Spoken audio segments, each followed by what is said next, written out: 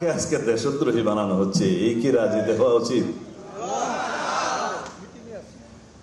এইভাবে আমার নেতা জনাব তারেক রহমানের নেতৃত্বে ফ্যাসিবাদ বিরোধী গণতান্ত্রিক আন্দোলনে যারা আমরা সংগ্রাম করেছি গণতান্ত্রিক রাষ্ট্র বিনির্মাণের জন্য, বৈষম্য বিরোধী সাম্যভিত্তিক রাষ্ট্র বিনির্মাণের জন্য, তারা সবাই আজকে দেশ বিরোধী শক্তি হয়ে গেছি। এই হচ্ছে আমাদের বিরুদ্ধে তকমা। কারা করছে?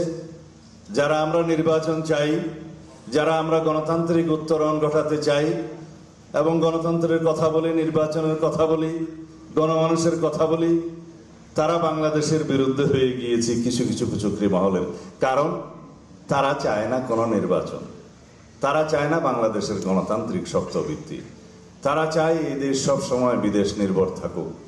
তারা আমাদেরকে দেশদ্রোহী এবং অন্যান্য দেশের এজেন্ট বানাতে তৎপর হয়ে উঠেছে।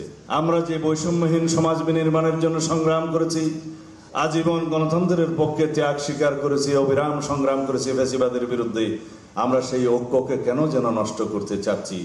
কিছু কিছু শক্তি সেই গণতান্ত্রিক শক্তি সমূহের মধ্যে ফাটল ধরানোর জন্য অবিরাম প্রচেষ্টা করে যাচ্ছে। কেউ বিদেশে থেকে, কেউ স্বদেশে, কেউ বুঝতে চাচ্ছে না গণতান্ত্রিক উত্তরণ কবে হবে।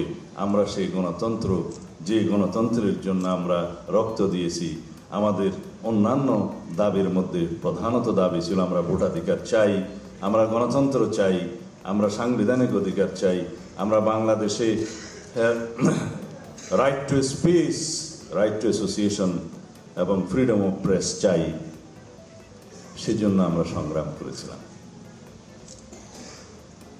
সেই অধিকারগুলো বাস্তবায়নের জন্য আমরা আমাদের 31 দফা সংস্কার প্রস্তাবে অনেক বিষয়, অনেক সংস্কার কমিশনের উল্লেখ করেছি।